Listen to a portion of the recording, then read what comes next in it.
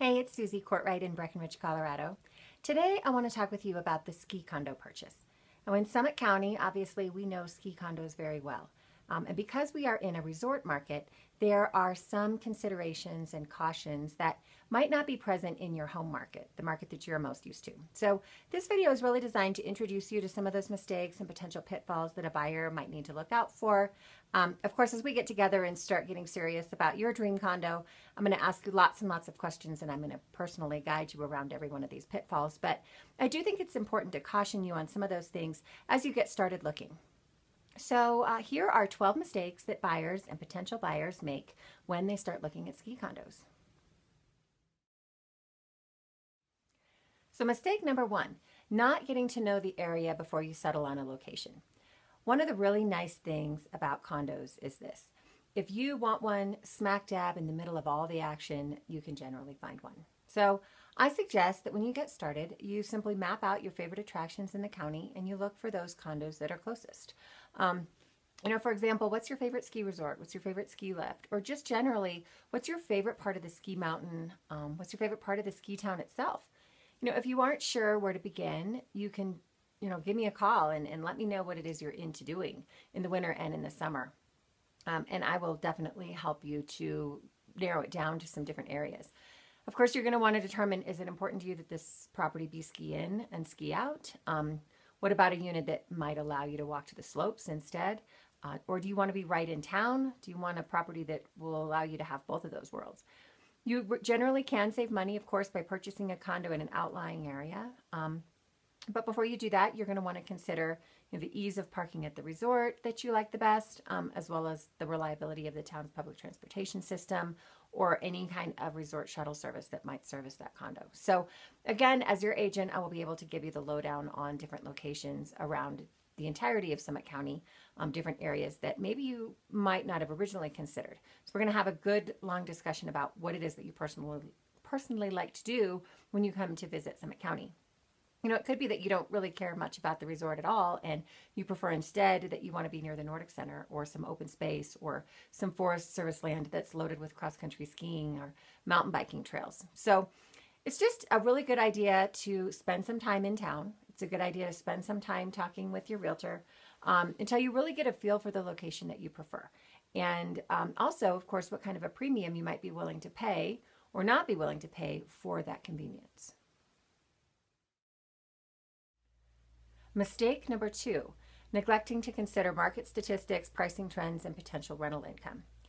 As we start talking about resort real estate, I will give you probably way more information than you want in terms of pricing trends, market data, statistics, because that's really kind of my thing.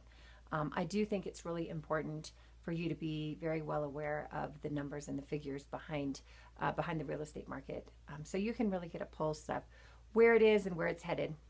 When we sit down and talk, we're going to talk about everything from average list to sale price ratios and whether the unit was offered as a short-term rental.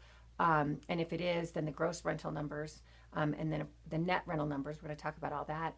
And then you can use this data to compare the other condos that you might have your eye on as well. And, really don't assume that there's no such thing as an affordable ski condo.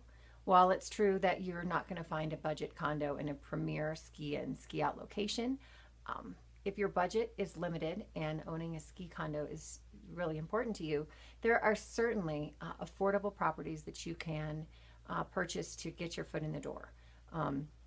There's some of these condos, available in Breckenridge from the 200s and the 300s, Copper Mountain, Keystone.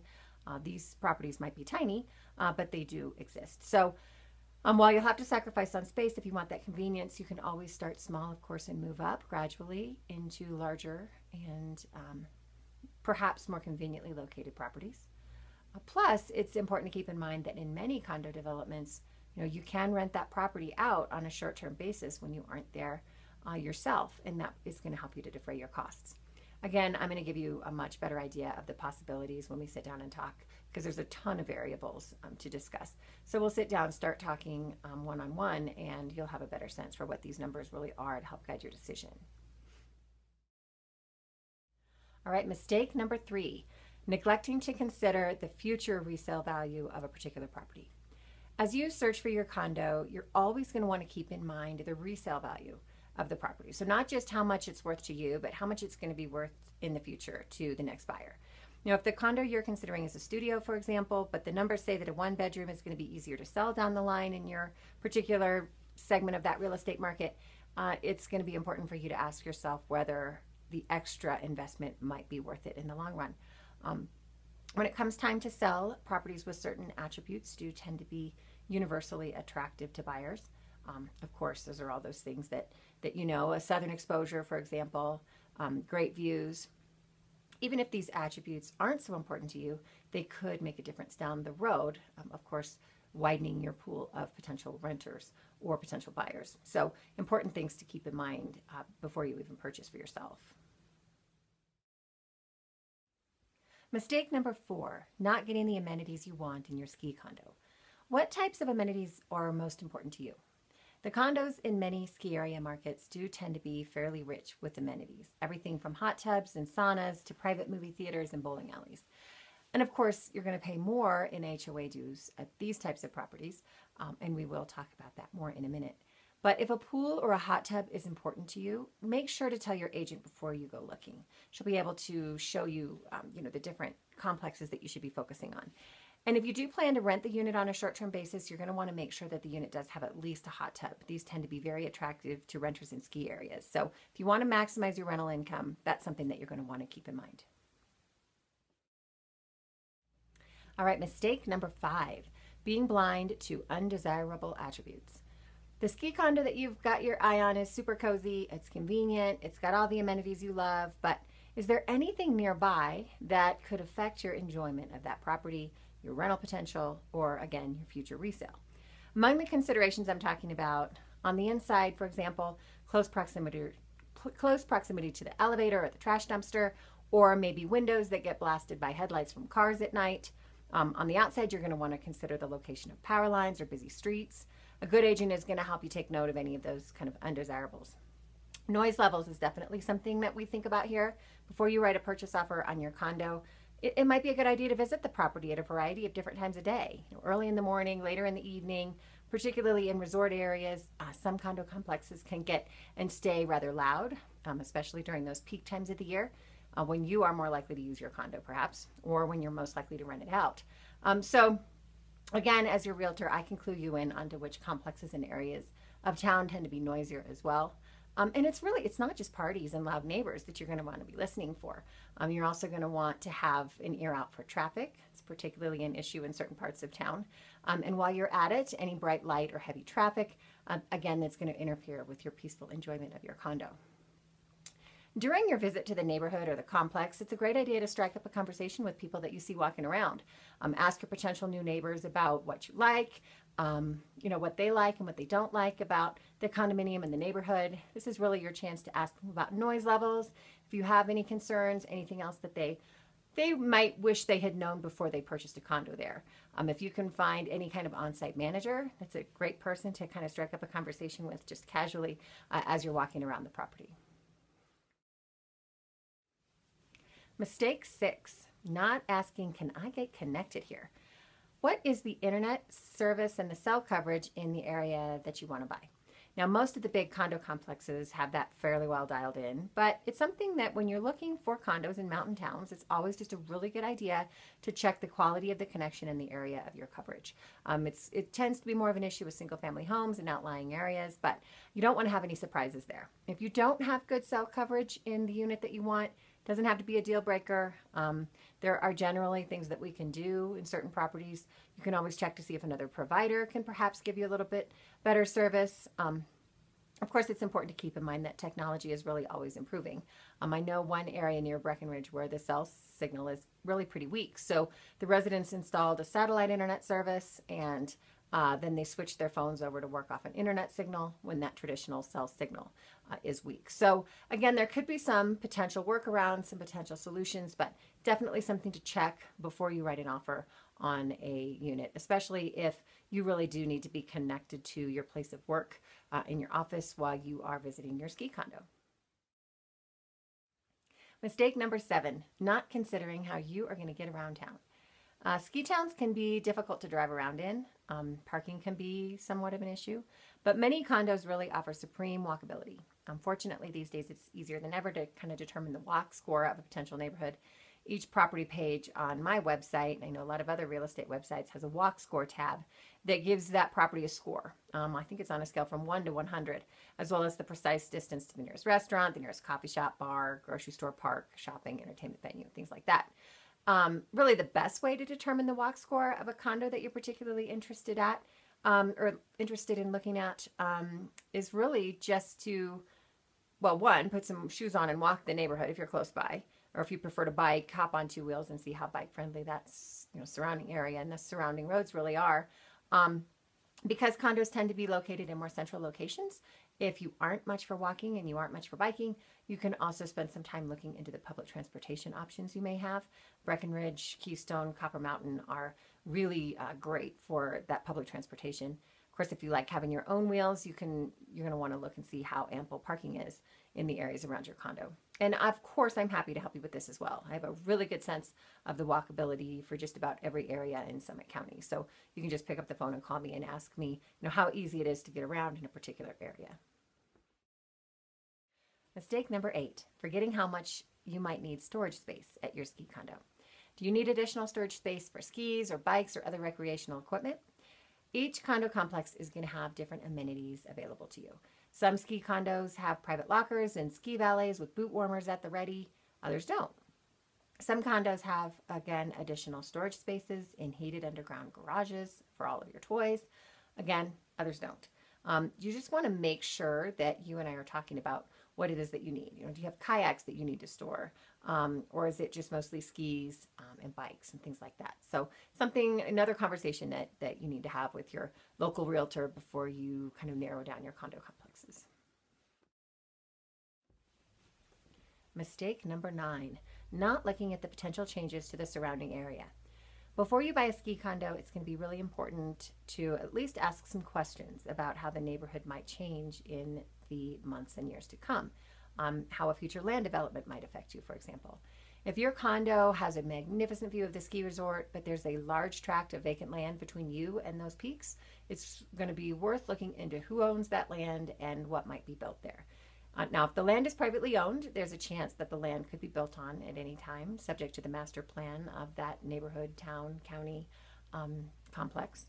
If the land is designated open space, it's been set aside by the city or the county, or in some cases by an HOA, typically for parks or other open areas. It's important to note that open space designation could be changed. It's typically going to take a process of public hearings and many times some form of voter involvement, but something to keep in mind as you go forward. In the mountain communities especially, there is land managed by the federal land management agencies, especially the United States Forest Service and the Bureau of Land Management, otherwise known as BLM. BLM land could conceivably be traded or sold and then be available on the market for development, but there are detailed guidelines on what kinds of tracts could be susceptible to this. Again, just something to keep in mind as you get started. Now, if we're looking at property together near open land, you can bet we are going to be talking about the master plan of the area and the potential for future changes. That's going to include how any future changes would affect your surrounding views and your lifestyle in general as you enjoy that property. Mistake number 10, not reading the rules of the ski condo ahead of time. When neighbors live in close proximity to one another and they share the ownership of common elements, rules do become pretty important. Before you write an offer on a condo, it is important to take a very close look at the HOA covenants, conditions, and restrictions, also known as the CC&Rs. The HOA may have rules that govern your indoor and outdoor space. For example, what kind of furniture you can have outside, the plants and the containers that you're allowed to have, what kind of remodeling projects you're allowed to do inside. It might have rules regarding whether you can have pets, what kind of pets, how many pets. It may have rules about, whether you can add a satellite dish, what time you're allowed to make noise, whether you're allowed to rent out the unit on a short-term or long-term basis. There are going to also be separate rules that your renters are going to need to abide by. And this really may be just the beginning. So it's important, if you can, to read those rules before you fall too head over heels for a condo. In addition to the HOA specific rules for owners and renters, it's important for you to know about rules that maybe the town or the city might have that can affect you. For example, the town of Breckenridge requires a permit for vacation rentals, among a few other requirements. There may also be additional stipulations that you work with a property manager or that you post and enforce guidelines about trash and guest parking.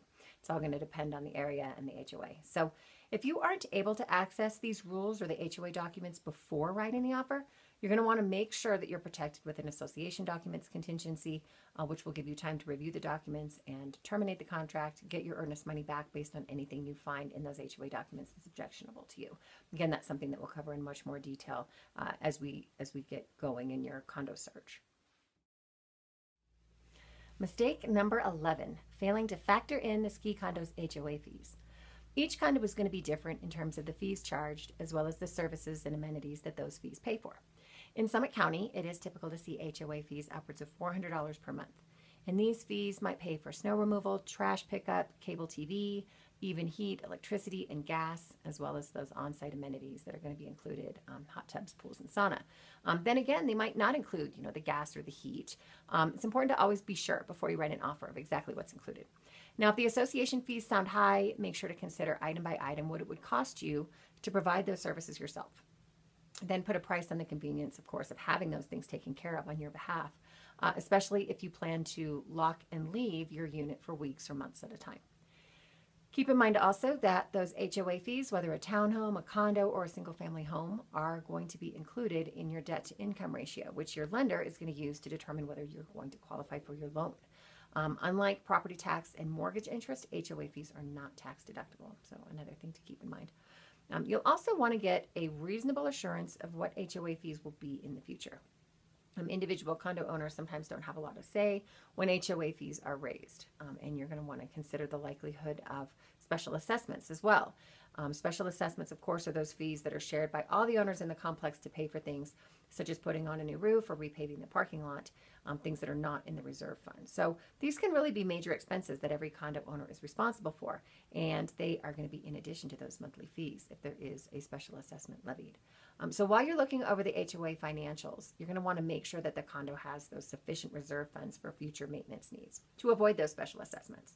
A reserve, of course, is the amount of money that goes to repairs that are going to be needed by all properties over time. So find out how much is in the complex's reserve fund and how it's funded. And these days, really it's not unusual for a townhome or a condo HOA to collect reserve funds, working capital from each homeowner at closing, maybe 3 or 6 months of HOA fees, which may then be refunded to you when you sell the unit. All depends on the HOA. Again, you're going to just want to avoid surprises as your closing date approaches by knowing about those different fees up front, and that's something a good realtor is going to help you with too. Now, many condos built fewer than 10 years ago, it's going to have a reserve fund equal to 10% of the HOA's annual budget. If the condos are older than 10 years, you may want higher reserves depending on the condition of the complex. The secondary mortgage market is going to have some guidelines there as well. If that affects you, Freddie Mac, last time I checked, requires condos to have a 10% payment to reserves. And you can see its detailed guidelines for condos on a link at my website. Again, though, it's just super important to look at all those HOA documents, those HOA financials before you close on your condo or your townhome. You're going to want to make sure that there are reserves budgeted and in place for those long-term maintenance and repair issues. It's also a good idea to find out who manages the HOA, whether professionally or through a board of the owners. And you're going to want to get the contact information and give them a call. That's just kind of a good idea to see how well and how quickly they respond to any questions that you have. Of course, it's not just condo associations that are going to need reserve funds.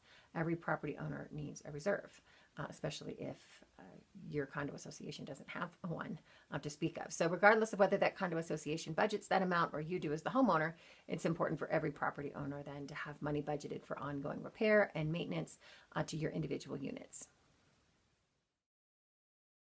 Mistake number 12, neglecting to budget for other fees that are common in resort markets.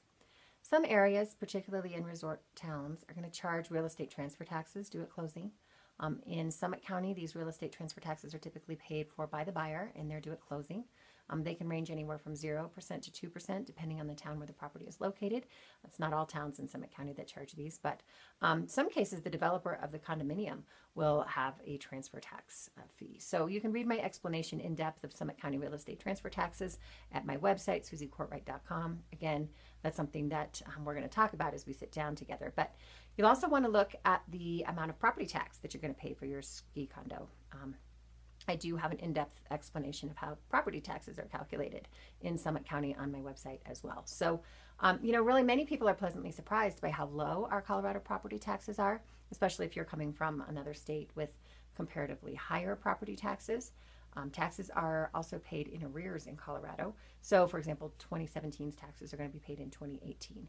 The property tax bill is prorated accordingly at closing, and I'm going to help you work out all the numbers, make sure that you understand on that, so that you understand what portion of the year you're paying for and what portion this other will be paying for. So hopefully it's pretty clear at this point that it's important to work with a realtor who knows ski condos.